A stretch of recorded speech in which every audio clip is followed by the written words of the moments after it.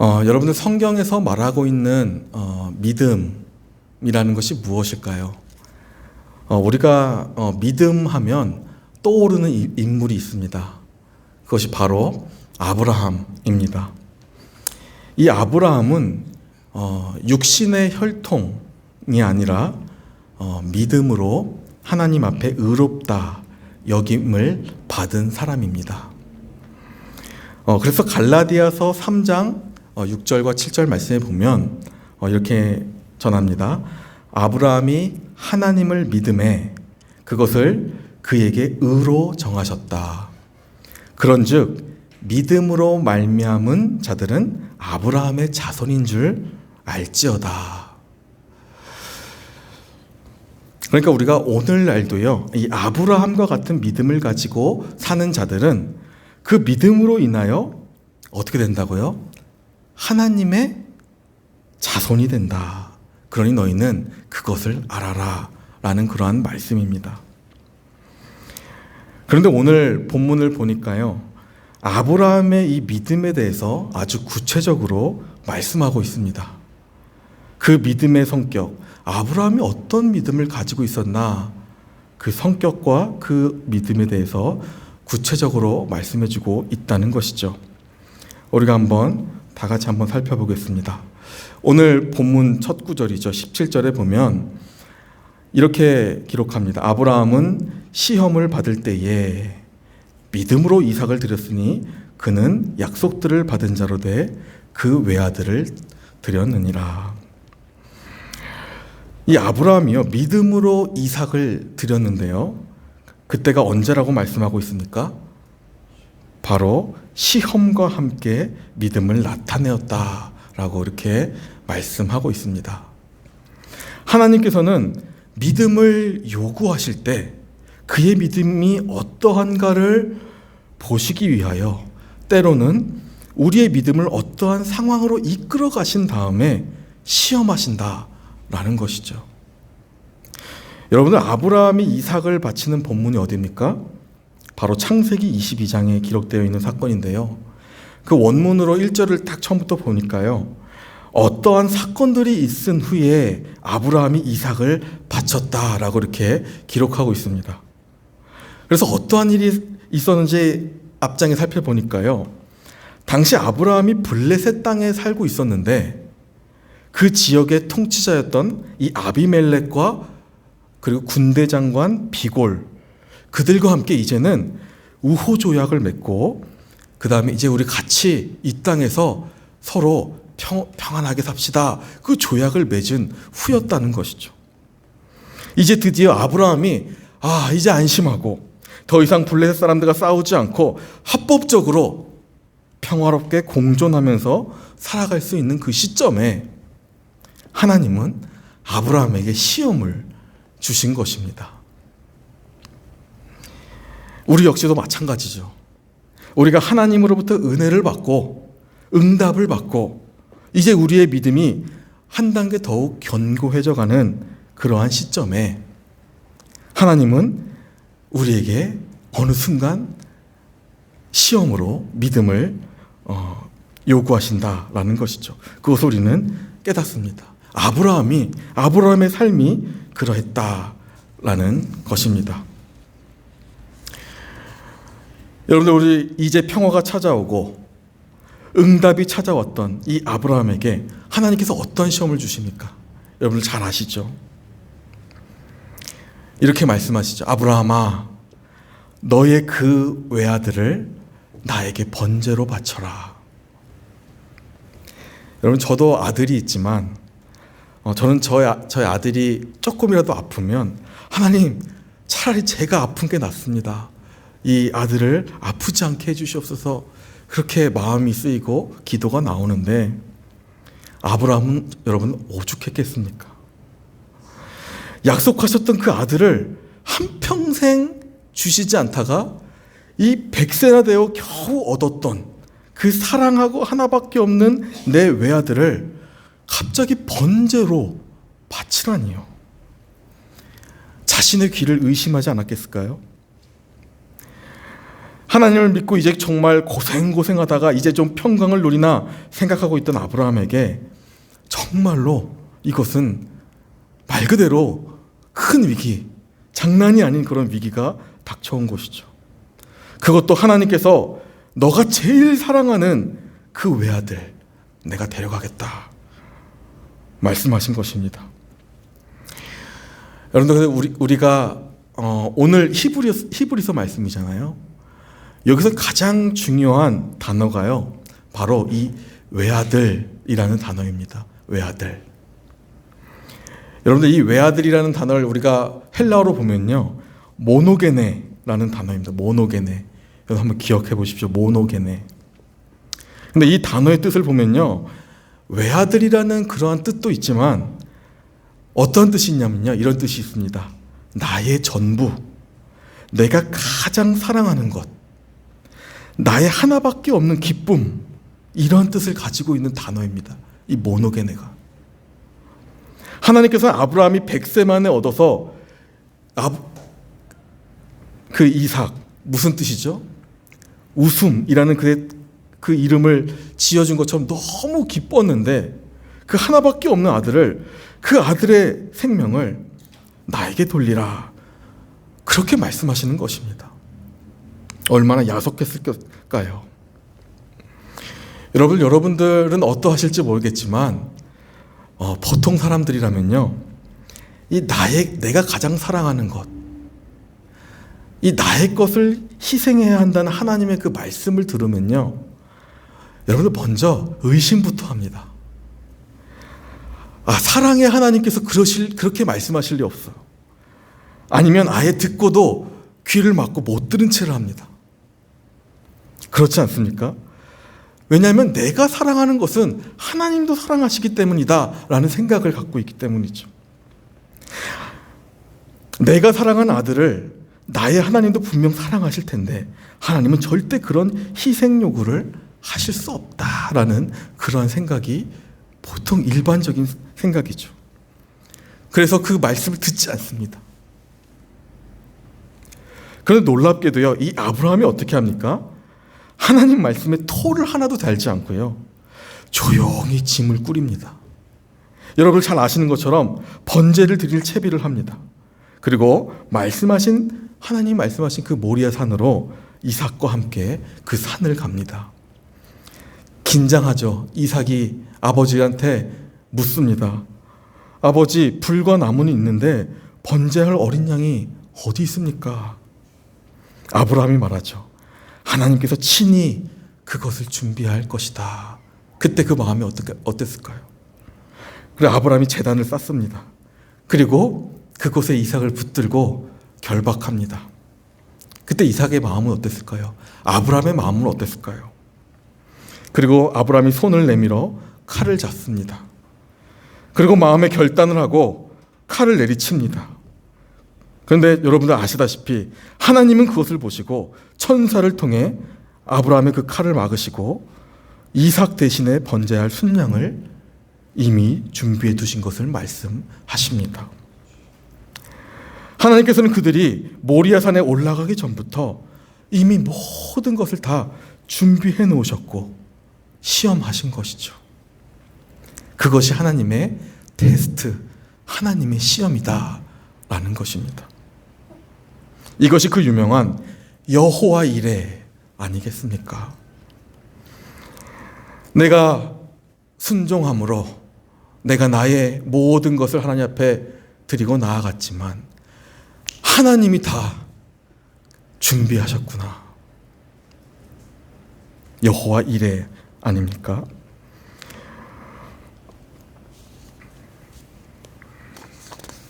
이렇게 다 준비하신 하나님을 우리가 바라보게 되면요, 우리가 가져야 할 믿음, 그 믿음이 어떠한 것이냐, 이것은 아브라함의 이 믿음을 보면 아주 철저하게 믿음이라는 것은 나를 위한 믿음이 아니라 하나님을 향한, 하나님에 대한 순종, 희생적 믿음이 되어야 한다라는 것을 저는 성경을 통해 다시 한번 깨닫게 됩니다. 생각해보면 아브라함의 아들, 그 이삭이 보인 믿음이 또 어떠합니까? 그 번제단 위에 누워서 내가 희생당하더라도, 내가 지금 억울하게 죽고 심지어 아버지의 칼이 나를 도려낼지라도 내가 하나님 말씀에 다시 죽어도 살아날 것이다. 하나님께서 무엇인가 준비해 주실 것이다. 이삭이 그 결단을 하지 않고서야 순수히 거기에 묶일 수 있었겠습니까? 말씀에 순종한 것이죠. 그것이 이삭의 믿음입니다. 여러분, 아브라함은 어떻습니까? 나의 가장 사랑하는 100년 만에 얻은 정말 이쁜 이 아들, 그 사랑하는 것도 하나님 앞에 다 드릴 수 있는 믿음, 그것이 그 아들일지라도 하나님께 드릴 수 있는 그 믿음. 하나님은 이런 희생적 믿음을 아브라함에게 요구하셨던 것입니다. 이것이 바로 조상, 너희의 조상 아브라함의 믿음이다 말씀하시는 것이죠. 나의 가장 중요한 것을 드렸던 그 믿음을 보시고 하나님 뭐라고 말씀하십니까? 의롭다 여겨주셨던 것입니다. 저는 이 말씀을 묵상하면서요, 아직도 하나님보다 제 자신을 더 사랑하고 있는 스스로를 발견하게 되고요, 하나님보다 저의 자녀를 더 사랑하고 있고, 하나님보다 다른 것을 더 사랑하고 있는 제 자신을 바라보게 됩니다. 여러분, 아까 말씀드렸던 모노게네 기억하십니까? 내가 가장 사랑하는 것, 내가 가장 기뻐하는 것, 내가 믿음을 하나님 앞에 가졌다라고 말하면서도 저는 저의 이 모노게네가 내 삶에 하나님 외에도 너무 많다라는 것을 깨닫게 된 것이죠.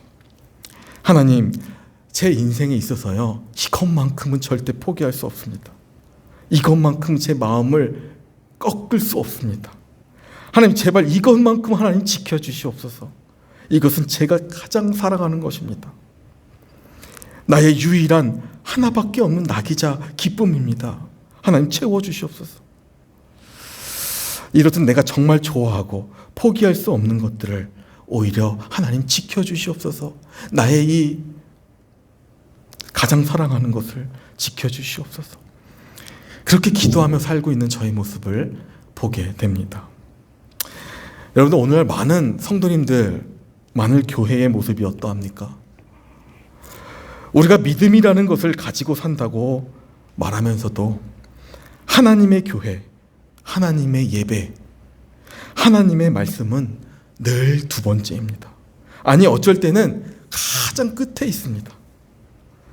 그러면서 나에게 믿음을 주셨다고, 믿음 주셔서 감사하다고 고백하면서 실제로는 우리 자신을 위해서 살아갑니다. 여러분 어떻습니까? 저만 그렇습니까? 여러분을 제일 아끼시는 것이 무엇입니까? 가족입니까? 아니면 물질입니까? 아니면 건강입니까? 아니면 나 자신입니까? 결국 우리의 시간, 우리의 건강, 우리의 지식, 우리의 명예, 이 모든 것들이 우리의 모노게네, 가장 사랑하는 것이 되고 있지 않습니까? 이러한 것들보다 예배를 택하고, 이러한 것들보다 교회를 택하고, 이러한 것들보다 하나님의 말씀을 택하고 실천할 수 있겠느냐? 주님 물어보실 때 네, 아멘, 실천할 수 있습니다 라고 말씀하실 수 있습니까? 아브라함이요, 믿음의 조상이라고 불리는 이유는 여기 있는 것입니다. 그가 가장 사랑하는 것도 기꺼이 하나님께 믿음으로 드렸기 때문입니다. 여러분들, 우리가 늘 경험하는 것이 무엇입니까?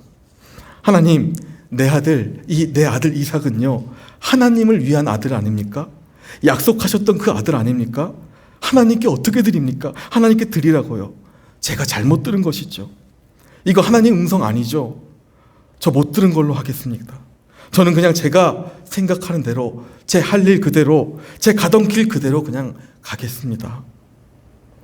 지켜주시옵소서. 어찌 보면 이것이 우리의 신앙의 모습 아닐까요?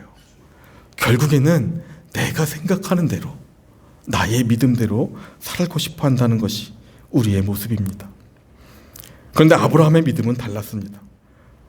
기꺼이 하나님께서 오늘 말씀하신다면 내가 가장 사랑했던 것도 심지어 하나밖에 없는 아들일지라도 드릴 줄 알았던 조상입니다.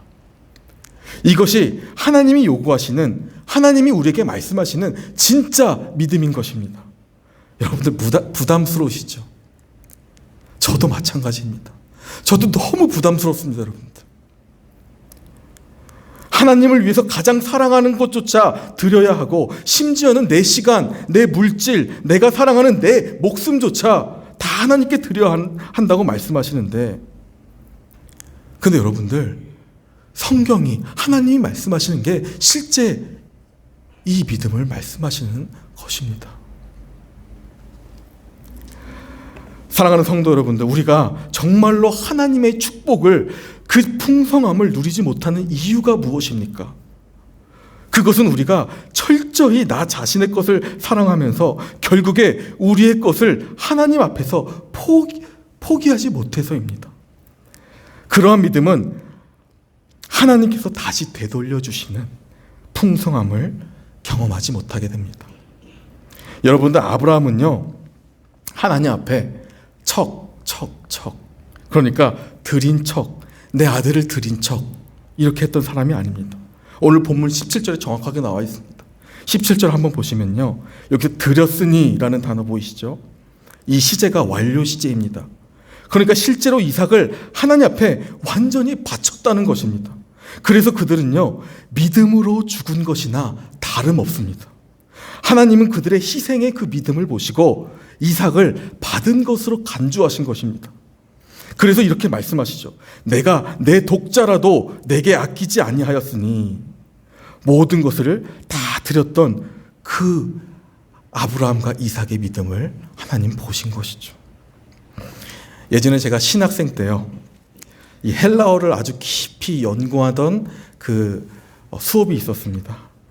그때 한 수업에 제가 기억이 나는 게요, 요한계시록 2장 10절 말씀을 깊이 원어로 파봐라 해서 이제 그걸 하루 종일 그걸 공부했습니다. 요한계시록 2장 10절 말씀, 서머나 교회에게 주신 말씀이죠. 내가 죽도록 충성하라. 그리하면 내가 생명의 관을 내게 주리라. 이 말씀을요, 조금 더 직역해서 보면요, 어떤 뜻이 되냐면요, 내가 죽음에 이르기까지 충성하라, 그런 뜻입니다. 근데 여기서 논쟁이 발생합니다. 대다수의 동기들이요, 이것은 죽으란 뜻이 아니다. 그러면 뭐 다 순교해야 되냐? 그럼 사역을 누가 하냐? 이거 죽으란 뜻 아니다. 그런데요, 저랑 몇 분이요, 이 말씀을 아무리 계속 보고 파고파도요, 이 말씀은 죽으라는 구절이구나. 이게 그냥 각오로 끝나는 것이 아니라 실제로 죽음에 이를 때까지 충성하라는 뜻이구나. 저랑 몇 분은 이렇게 말씀을 받으면서 논쟁을 했던 그 기억이 아직도 납니다. 사랑하는 성도 여러분들, 하나님께서 의롭게 여겨주신다라는 그 믿음이 어떠한 믿음일까요? 여러분, 요즘 TV에 보니까요, 사극을 많이 합니다. 그 고려 거란, 네. 역사책에서는 간략하게 한 줄로 표현되었던 그 사건들이 아주 쉽고 디테일하게 이렇게 보여줍니다. 근데 거기서 보면요, 정말로 한 왕, 인간 왕을 위해서도 끝까지 충심으로 목숨을 바친 자들이 있었기 때문에 이 나라가 보존될 수 있었다는 것. 정말로 한 나라를 위해서 끝까지 충성심 하나로 자기 목숨을 아끼지 않고 실제로 바친 자들이 있었기 때문에 우리가 이 대한민국이라는 땅에서 살아갈 수 있었다라는 것입니다. 이렇게 세상에 왕과 나라를 위해서도 수많은 사람들이 실제 자신의 목숨을 바쳤는데, 만물의 창조자 되시고 나의 창조주 되시고 나를 위해 독생자를 아끼지 아니하신 우리에게 그 아들을 보내신 그분 앞에서 정말로 내가 나 자신을 위한, 나를 위한 믿음만 가지고 살아갔던 것이 아닌가라는 생각을 하게 됩니다. 여러분들이 이 아브라함이 보여주었던 그 믿음 위에 오늘도 살고 계십니까? 아니면 나를 위한 믿음 위에 여러분들 살고 계십니까? 사랑하는 성도 여러분들, 저는 여러분들께서 오늘 하나님께서 이 말씀을 통해서 오늘 이 아브라함의 믿음을 우리에게 회복하실 것을, 그것을 이미 계획하고 계시기 때문에 이 말씀을 선포하게 하시는 줄로 믿습니다. 정말로 하나님의 은혜와 그 풍성함이 무엇인지 우리가 누리게 하시기 위해서 이 말씀을 주시는 줄로 믿습니다. 여러분, 정말로 놀라운 사실이요, 하나님 말씀에 순종하고 그분께서 나의 온전히 중심 되시고 그분께서 나의 전부라는 것을 믿음과 몸으로 보여준 자들에게요, 어떠한 축복이 임하게 된다. 오늘 본문에 말씀합니까? 19절을 한번 보시겠습니다. 19절을 제가 새번역 버전으로 한번 읽어드리겠습니다. 19절에 하나님께서는 이삭을 죽은 사람들 가운데서도 되살리실 수 있다고 아브라함은 생각했던 것입니다. 그러므로 비유하자면 아브라함은 이삭을 죽은 사람들 가운데서 되받은 것입니다. 여러분, 여기서 되받았다라는 뜻이 무엇입니까? 하나님께 내가 드렸더니, 내가 목숨을 걸고 하나님 앞에 계산하지 않고 다 드렸더니 하나님이 내가 드린 것을 기쁨으로 받으시고 다시 돌려주셨다라는 뜻입니다. 그런데요, 다시 돌려주시는 그것이 무엇입니까?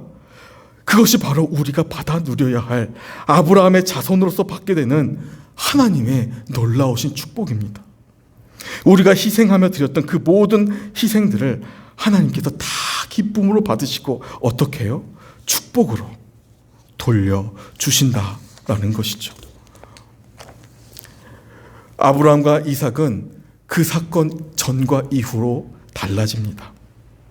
내가 하나님을 위하여 나의 가장 소중한 것도 아끼지 아니하겠나이다. 힘들지만 우리가 이 믿음 위에 서 있어야 한다는 것이죠. 내가 교회를 위해서, 이 하나님의 나라를 위해서 최선을 다하겠나이다. 하나님 은혜를 주시겠다면, 하나님께서 나에게 은혜를 주신다면 내 목숨까지 바치겠나이다. 여러분들, 이 믿음은요, 이러한 고백은요, 이러한 믿음으로 나아가는 자에게는요, 그 가문의 놀라운 열매와 축복으로 하나님께서 그것을 축복으로 다시 되돌려 주신다는 것을 오늘 말씀을 통해 말씀하고 계신 것입니다. 창세기 25장에요, 여러분, 아브라함이요 175년에 자기 열조에게 돌아갔다라고 기록되고 있습니다. 그런데요, 그런 믿음으로 살아갔던 아브라함의 그 이후에 역사가 어떻게 이뤄갑니까? 가장 사랑하는 것을 드렸던 아브라함의 믿음이 엄청난 열매로 맺어짐을 말씀해 주고 계십니다. 그게 20절부터 그 이후에 쭉 얘기하고 있습니다. 그래서 저는 여기서 믿음이라고 조금 더 객관적으로 얘기하고 있지만, 저는 그 믿음을, 이 믿음이라 말하고 싶습니다.